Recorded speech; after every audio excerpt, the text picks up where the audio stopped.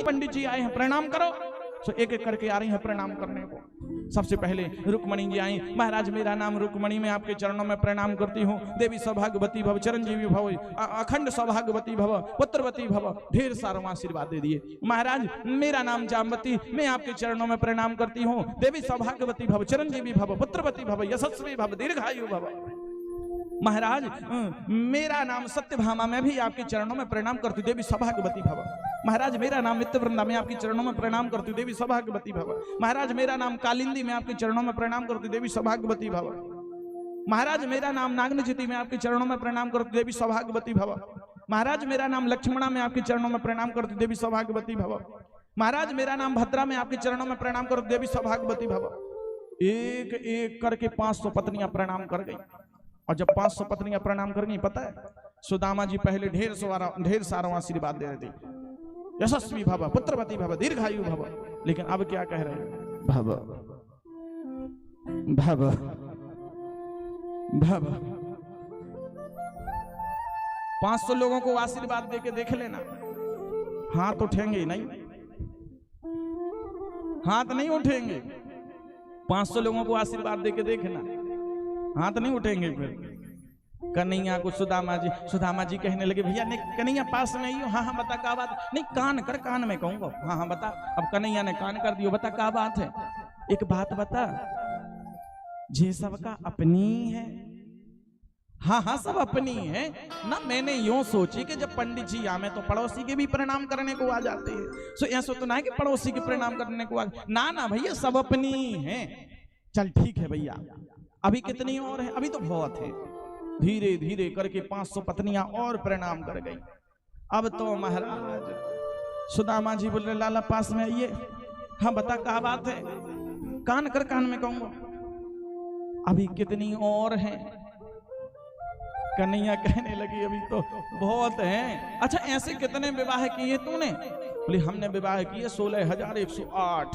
दारी के कन्हैया मैंने एक विवाह करो और एक विवाह में तो को ना बुला पायो, तो तुम उसे कह रहे हो है कि तूने शादी में ना बुलायो। और तूने इतने सारे विवाह कर लिए, 16,108 विवाह किए, एक ही बार मोको ना बुलायो, निमंत्रण ना दियो।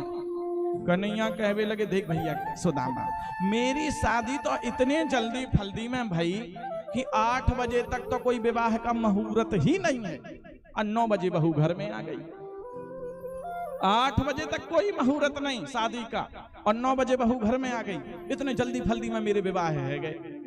अच्छा कन्हैया कह रहे हैं सुदामा जी से, कन्हैया ने कहा एक बात बता। चल ये सब बात तो बाद में करेंगे, पर एक बात बता, मेरी भाभी ने कहा भेजो। सुदामा जी कहने लगे, भाभी की बात बाद में करेंगे, पहले बचपन की बातें याद कर लें। तो को पता कन्हैया, मैंने तो बचपन में भैया तेरे हिस्से के भी चने खा लिए। मैंने तो तेरे हिस्से के भी चने खा लिए। कन्हैया बोले, वो सब मुझे नहीं सुनना, तुम तो ये बताओ भाभी ने क्या भेजा है। देख ज्यादा भाभी भाभी मत कर, वरना तेरे बचपन की पोल खोल दूंगा। अरे देवियों तुम्हें पता है, ये तुम्हारे पति परमेश्वर बचपन में कहा करू करें स्वामी। बोले ये जो तुम्हारी नंदन कृष्णचंद्र जी महाराज हैं ना, ये बचपन में ब्रज की गलियों में नंगे डोले। और गोपियां कहें लाला ने पास में आ जाइयो। सो पास में पहुंच जाएं दौड़ करके। और गोपियां कहें, देख भैया कन्हैया, जब माखन की मटकी में से जो चीटियां बीन दे तो मैं तो कुछ छटाक भर माखन दे दूंगी। सुता ही अहीर की छोहरियां, छछिया भरी छाछ पे नाच नचावे। सुबह छटाक भर माखन के पीछे ये आपके गोविंद दिन भर बैठ के उस माखन की मटकी में से चीटियां बीनती रहते थे। ऐसे ऐसे काम करेंगे। कन्हैया बोले, ये सब तुम किसको बता रहे हो? इन गोपियों के लिए? अरे ये सब मेरी उन्हीं बाल लीलाओं पर मोहित होकर तो हमारे पीछे पीछे आएंगे। ये सब तुम किसको बता रहे हो? हैं? ये वो सब हमारी उन्हीं बाल लीलाओं पर मोहित होकर के आए। तुम तो ये बताओ भाभी ने क्या भेजा है? और तेरी कमर ये ऊंची ऊंची क्यों उठ रही है? तो जैसे ही कन्हैया ने देखा कमर ऊंची ऊंची उठ रही, तुरंत हाथ से लेकर के पोटली खींच ली।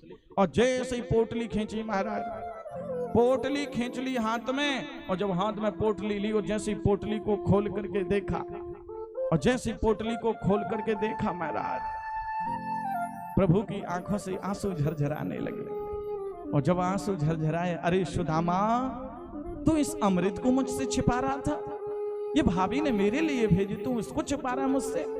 एक मुट्ठी चावल ली महाराज और जैसे एक मुट्ठी चावल खाए, किसी को नहीं पता कि सुदामा जी के लिए प्रभु ने क्या दिया। एक मुट्ठी चावल जैसे ही खाए, कहने लगे एक भारत के सम्राट को जो सुख प्राप्त होता है वो मैं सुदामा के लिए देता हूं। दूसरी मुट्ठी चावल ली और जैसे ही खाने लगे, जैसे दूसरी मुट्ठी चावल लेकर खाने लगे, सो कहने लगे जो एक इंद्र को सुख प्राप्त होता है वो मैं सुदामा के लिए देता हूं। तीसरी मुट्ठी चावल खाने वाले थे कि इतने में आकर रुक्मणी जी ने हाथ पकड़ लिया।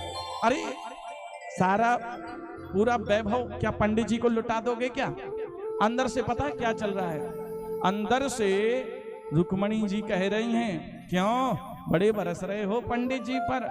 वो भी एक ब्राह्मण था जिसने तुम्हारे सीने पर पाद प्रहार किया था, भृगु ऋषि। आप लोगों ने ठाकुर जी को देखा होगा, ठाकुर जी के यहाँ वक्ष स्थल पर पैर बना हुआ रहता है, ये भृगु ऋषि का पैर है। वो भी एक ब्राह्मण था जिसने तुम्हारे वक्ष स्थल पर पाद प्रहार किया था। बड़े बरस रहे हो पंडित जी पर। कन्हैया कहने लगे देखो वो भी एक ब्राह्मण था जो तुम्हारा पत्र लेकर हमारे पास आया था, वरना शिशुपाल के साथ में शादी हो जाती। अंदर से ये बात चल रही है और ऊपर से पता है रुक्मणी जी क्या कह रही, देखो ऐसे कच्चे चावल थोड़ी खाएं, कच्चे चावल खाए वे से पेट खराब है जाए। सुदामा जी कहने लगे हाँ हाँ, कब से हम यही तो समझा रहे हैं इनको कि ऐसे कच्चे चावल थोड़ी खावे, ऐसे कच्चे चावल थोड़ी खावे। रात्रि का समय था, गोविंद भगवान ने सुदामा जी के लिए क्या दिया किसी को पता नहीं। रात्रि में ही विश्वकर्मा जी को बुलाया, जाओ जाकर के जैसा मेरा महल बना है ऐसे मेरे मित्र का महल होना चाहिए। विश्वकर्मा जी पहुंचे, यहां सुशीला जी के पास में जब विश्वकर्मा जी पहुंचे